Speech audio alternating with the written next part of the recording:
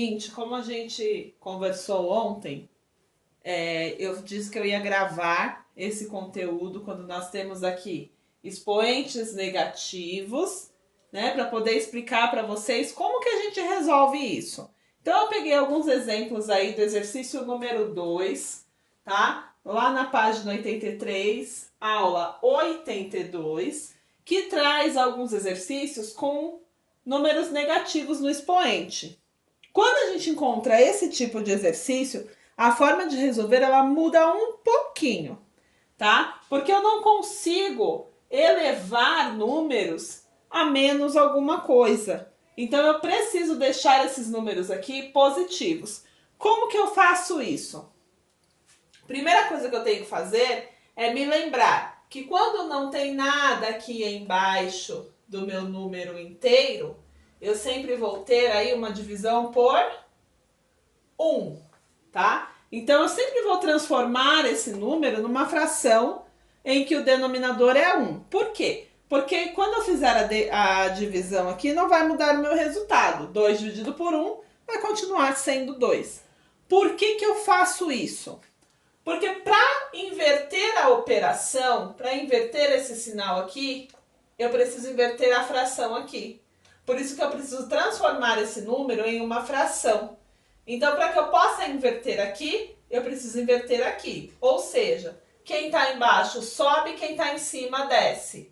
Então, eu vou ficar, na verdade, com meio. E aí aqui, ó, era negativo, passa a ser positivo, tá?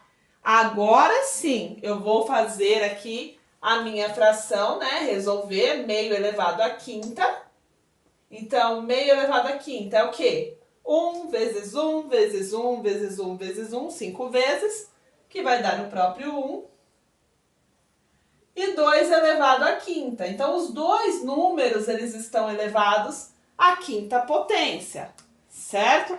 Então, nós vamos ter, olha lá, 2 vezes 2, 4, 4 vezes 2, 8, 8 vezes 2, 16, 16 vezes 2, 32, tá? Então, a resolução disso aqui termina numa fração. Mais um exemplo aí também do exercício número 2. Vou fazer a mesma coisa, ó, transformo numa fração de denominador 1, certo? E aí o que que eu vou fazer? Inverto, então quem está embaixo sobe, quem está em cima desce. Vou ficar com meio, só que tomem cuidado que é menos meio, né? Menos meio, e aí eu inverto a operação aqui. Tá vendo? Aqui eu inverto a operação, tá? Eu vou inverter a fração. A operação do lado de dentro, não. E aí é só resolver. 1 elevado à terceira é 1. 2 elevado à terceira, 2 vezes 2 vezes 2. Que vai dar 8. O que eu tenho que prestar atenção aqui? Nesse sinalzinho de menos que apareceu aqui. Por quê? Eu tenho aqui fora um número ímpar. Se eu tenho aqui fora um número ímpar, o meu resultado vai ficar negativo. Lembra lá que eu falei para vocês da regrinha do número par e número ímpar? É isso, tá? Aqui eu já tenho uma fração. Então eu já trouxe uma com fração também. Ela também está lá na apostila, para mostrar para vocês que o processo é exatamente o mesmo. Quem está embaixo sobe, quem está em cima desce. Então, eu vou ficar com 9 quartos. A fração inteira elevada ao quadrado, tá? O sinal de menos sai. Para ele sair, não se esqueçam que vocês precisam sempre inverter a fração. Se a fração não existe, escreva a fração. E aí resolve. 9 vezes 9, 81. 4 vezes 4, 16. Tá? Na número 2 é isso que vocês têm que fazer. Número 2, número 3, vão fazer a resolução. Na número 3, tem alguns exercícios aí que trazem expoentes positivos, então eu já mostrei para vocês, né? Apenas tomar cuidado se a base for negativa, por exemplo, se eu tiver aqui menos 2 elevado ao cubo. Outra coisa, menos 2 elevado ao cubo é diferente de menos 2 elevado ao cubo. Por quê? Aqui eu elevo também o sinal, ele está dentro do parênteses. Então eu vou ter menos elevado ao número ímpar, vai dar negativo. 2 elevado ao cubo vai dar 8. Porém aqui, ó, eu tenho o menos, né? Ó, vou ficar aqui com o menos já de fora, dentro do parênteses. Vai continuar menos, porque é um número ímpar. Só que aqui eu tenho que fazer o jogo de sinais. Quando eu fizer esse jogo de sinais, ele vai ficar positivo. Então, muito cuidado com isso aqui também, tá? Esse é diferente desse, ok? Que também é diferente desse, tá? Por que é diferente? Porque aqui, a partir do momento que eu coloco dentro do parênteses, eu estou elevando ao cubo tudo que está aqui dentro do parênteses. Aqui eu já tenho tudo dentro do parênteses elevado ao cubo, mas eu tenho um sinal extra do lado de fora. Aqui, quem está sendo elevado ao cubo é só o 2. O sinal de menos não. Tá vendo? Porque eu não tenho nenhum parênteses, né? Trazendo aqui essa condição de elevar o sinal de menos também. Tá? Eu só vou elevar o sinal de menos se ele estiver dentro do parênteses. Se estiver fora, é só o número. Então, aqui eu vou continuar com menos 8.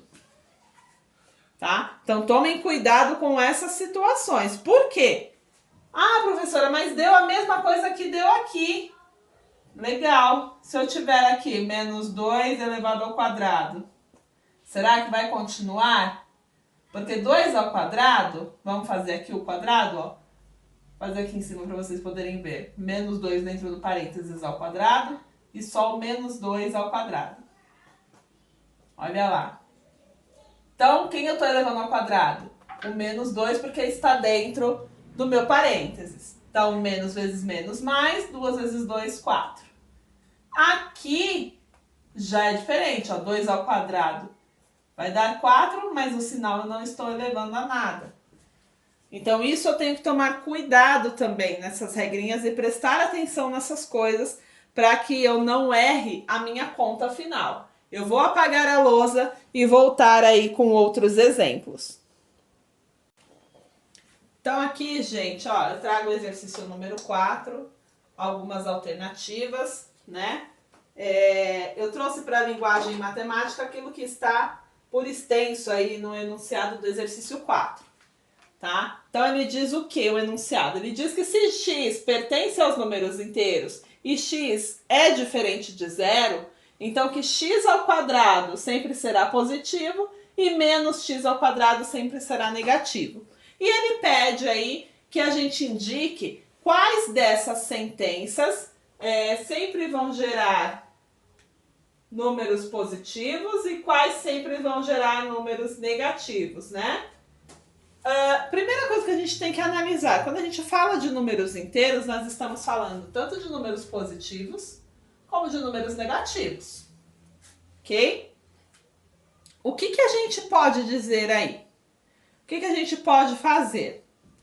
A gente pode substituir esse x por um valor numérico, né? Para que a gente possa aí verificar essas sentenças, se elas realmente vão acontecer de ser sempre positivas ou sempre negativas. E aí, qual é o valor mais fácil que eu tenho para analisar isso? Diferente de zero, e lembrando que eu tenho que ter valor positivo e valor negativo. O 1, né? O próprio 1. Só que se eu tenho que ter valor positivo e negativo, eu tenho que ter 1 e menos 1. Como eu estou trabalhando com x, eu posso dizer aqui que x é igual, né? Olha lá, x é igual a 1 ou menos 1. Valores que eu posso substituir. Então, no lugar do x, eu posso utilizar 1 ou menos 1. E aí eu vou fazer as minhas análises. Por exemplo, aqui nessa primeira sentença, no lugar do x, eu coloco 1. 1 ao quadrado vai dar 1. No lugar do x, eu coloco menos 1. Só lembrando que eu estou substituindo uma letra pelo menos 1, tá? É a letra que eu estou substituindo por menos 1, eu coloco dentro do parênteses. Ao quadrado também deu 1, porque eu estou elevando um número par. Então, essa daqui sempre vai me gerar positivos. Vamos fazer a substituição aqui. 1 elevado ao cubo. 1. Menos 1 elevado ao cubo. Opa! Aqui eu já tenho, né, um resultado diferente, olha lá. Eu vou ter menos 1, porque eu tenho resultado ímpar. Então, aqui eu vou ter positivos e negativos. Já aqui, ó, vamos lá, sempre substituindo o x por 1, tá? Então, aqui no lugar do x, 1, só que eu tenho o menos do lado de fora. Vamos pôr esse 1 aqui dentro do parênteses, ao quadrado, eleva ao quadrado, vai dar menos 1. Menos 1 ao quadrado. Então, menos 1 ao quadrado vai dar 1, só que eu tenho menos 1 do lado de fora, vai dar menos 1. Opa! Essa sentença sempre vai me gerar valores negativos. Tá vendo? Às vezes vocês veem a letra e já se desesperam. E esquecem que a gente pode tirar a letra e colocar um número, tá? Não precisa de desespero, não. Então, olha lá. Menos x elevado ao cubo. Mesma coisa. Menos, no lugar do x, 1 elevado ao cubo. Então, menos 1 elevado ao cubo, menos 1.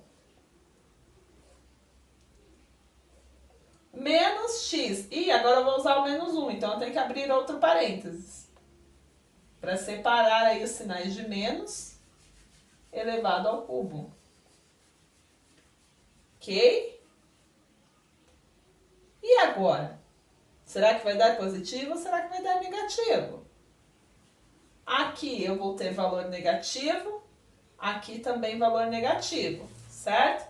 Eu vou ficar com o quê? Menos 1. Quando eu fizer o jogo de sinais, olha lá, menos vezes menos mais, né? Então, eu vou ter positivos e negativos. Tá? Basicamente é isso que vocês vão fazer aí no exercício número 4. Tudo bem? E aí, no final da apostila, aí na página 84, vocês têm um desafio olímpico. Esse desafio olímpico, eu vou pedir que vocês resolvam no caderno, justifiquem a resposta e enviem. Esse eu quero ver o raciocínio de vocês. Esse desafio olímpico, tá? Tá valendo pontinho para o bimestre. Então, façam com cuidado. Esse vale ponto. Vai fazer no caderno, vai tirar a foto e vai me enviar na plataforma.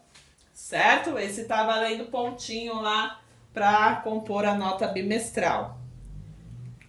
Dúvidas? A gente tira aí durante o dia que a gente conseguir tirar na plataforma, durante a manhã. Aquelas que a gente não conseguir tirar, a gente tira na nossa aula ao vivo de amanhã. Tudo bem, pessoal? Então, uma boa aula para todo mundo. Beijão, até mais.